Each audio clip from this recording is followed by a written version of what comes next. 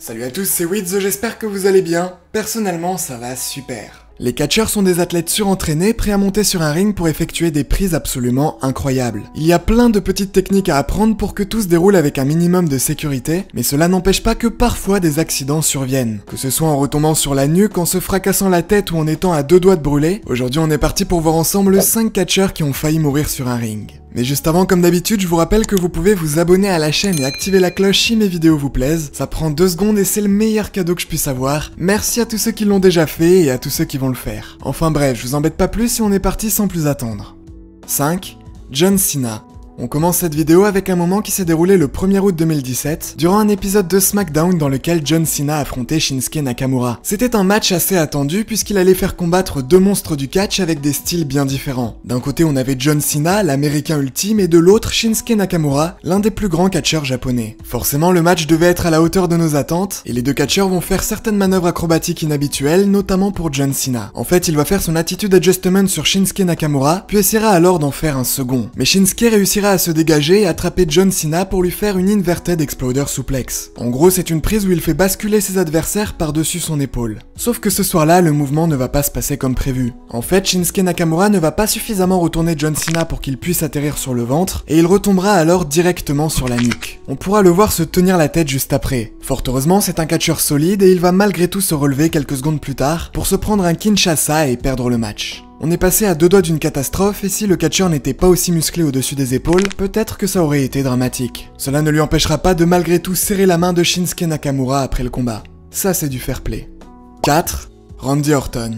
On fait un retour dans le temps de 12 ans pour arriver en 2005. Durant le show No Mercy de cette année-là, Randy Orton avec son père Bob Orton affrontait l'Undertaker dans un casket match. Le but de cette stipulation, c'est de réussir à enfermer son adversaire dans un cercueil pour remporter le match. Comme c'était un 2v1, Randy Orton et son père réussiront à enfermer l'Undertaker dans le cercueil. Juste après, ils vont le déplacer en haut de la rampe, puis l'asperger d'essence. En faisant ça, Randy Orton va lui aussi se mettre un peu d'essence dessus. Par exemple en s'en mettant sur ses bottes et même sur son corps à cause des éclaboussures. Le catcheur ne va pas vraiment réaliser l'ampleur du danger. Littéralement, c'était une torche humaine prête à être allumée. Il va alors s'emparer d'un briquet qu'il utilisera pour mettre en feu le cercueil. Cela va faire une immense flamme, mais par chance, il va s'écarter avant et ainsi éviter de se retrouver lui-même en feu à cause de toute l'essence qu'il avait sur lui. Durant une émission sur sa carrière, Randy Orton va revenir sur ce moment et il dira, je cite, « J'étais en train de verser tout ce kérosène tout autour de ce cercueil. Ça coulait de partout, ça giclait et ça m'arrivait dessus ainsi que sur mes bottes. Je n'avais même pas réalisé que j'étais trempé de kérosène de mes pieds jusqu'à mes genoux. » La WWE est vraiment pro quand il s'agit de mettre en sécurité ses catcheurs et il y avait beaucoup de gars à côté avec des extincteurs au cas où. J'ai donc mis le cercueil en feu et je crois, si mes souvenirs sont bons, que j'ai fait un petit pas en arrière juste avant le moment où tout va s'embraser. C'est à ce moment que le feu va passer à quelques centimètres de mes doigts de pied. Vous l'aurez donc compris, Randy Orton a esquivé de peu un accident qui aurait pu être assez grave. 3. L'Undertaker.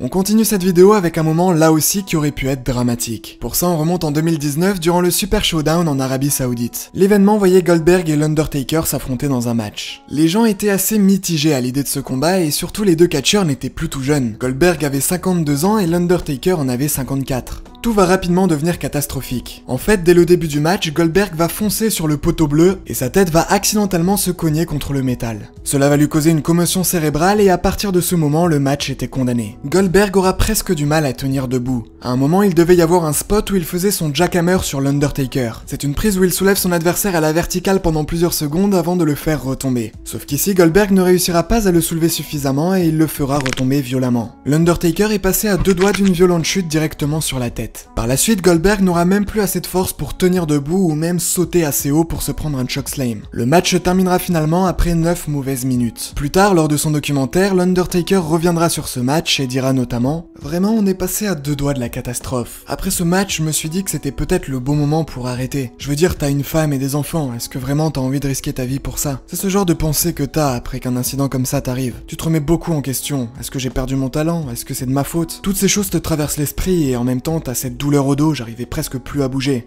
Enfin bref, comme vous l'aurez compris, un moment vraiment important, puisqu'il va être l'une des raisons poussant l'Undertaker à prendre pour de bon sa retraite. 2.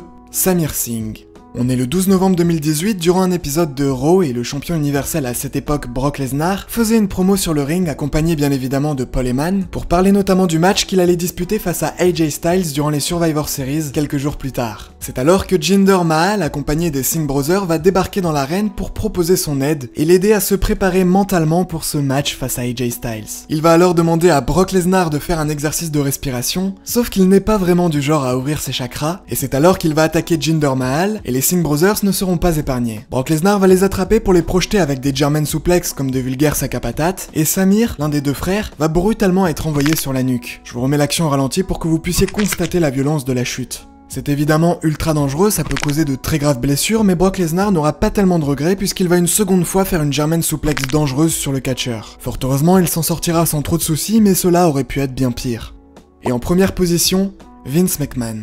L'année 1999 a été rythmée par plein d'événements marquants. Et l'un d'entre eux, c'était la rivalité entre Vince McMahon, le patron de la WWE, et Stone Cold Steve Austin, le rebelle de l'histoire. Le moment dont on va parler s'est déroulé durant l'épisode de Raw du 11 janvier 1999. Pour vous recontextualiser un peu la situation, on est à environ 2 semaines du Royal Rumble de 1999, et Stone Cold avait déjà remporté l'édition de 1997 ainsi que celle de 1998. Vince McMahon ne voulait surtout pas qu'il remporte aussi l'édition de 1999, et reparte donc vainqueur 3 ans d'affilée. Vince va tout simplement décider que Stone Cold devait rentrer en première position lors du Royal Rumble, puisque vous le savez, le principe du Rumble c'est que 30 catcheurs s'affrontent dans un match, toutes les 30 secondes un buzzer sonne pour signifier qu'un nouveau catcheur fait son entrée, et donc si vous arrivez à la fin, dans les derniers, c'est plus facile que si vous arrivez au début, puisque vous aurez moins de catcheurs à éliminer pour être le dernier survivant parmi les 30, et donc vous serez plus facilement le vainqueur. Durant l'épisode de Raw en question, un Corporate Royal Rumble va être créé afin de déterminer qui allait rentrer en 30e position lors du vrai Royal Rumble 2 semaines plus tard, ce qui, vous l'aurez compris, est la place la plus convoitée du match. On avait le droit à 2 grosses équipes qui se disputaient pour cette place. D'un côté la Corporation, en gros tous les catcheurs qui étaient avec Vince McMahon, et de l'autre la DX, qui était plus du côté de Stone Cold Steve Austin. Ce soir-là, les catcheurs vont donc faire leur entrée tour à tour et éliminer d'autres catcheurs. Le dernier à faire son entrée sera Triple H, qui était l'un des ennemis principaux de Vince McMahon. Il se retrouvera face au Big Boss Man et les 2 catcheurs disputeront alors les derniers coups pour déterminer qui allait remporter ce match. Sauf que le buzzer va soudainement retentir sans prévenir, c'était pas normal puisque Triple H aurait dû être le dernier à faire son entrée. En fait, ce sera tout simplement Vince McMahon qui décidera lui-même de s'ajouter au match. Cela va distraire suffisamment Triple H pour que Vince réussisse à l'éliminer en même temps que le Big Boss Man et ainsi remporter le Corporate Royal Rumble. Sauf que le buzzer va une nouvelle fois retentir et ce sera Shayna qui fera son entrée dans l'arène. On lui empêchera de monter sur le ring et c'est alors que Stone Cold va débarquer dans l'arène. Cela va distraire suffisamment les gens et surtout Vince McMahon pour que Shayna puisse monter sur le ring et l'éliminer. Le souci c'est que lorsqu'il se fera jeter en dehors du ring, sa tête va accidentellement se coincer sous la 3e corde et rebondira alors violemment. Quand on regarde l'image au ralenti, on se rend vraiment compte d'à quel point ça a dû le secouer. Évidemment, un impact aussi violent sur un homme de 54 ans aurait pu être dramatique, mais fort heureusement, il s'en sortira sans trop de problèmes.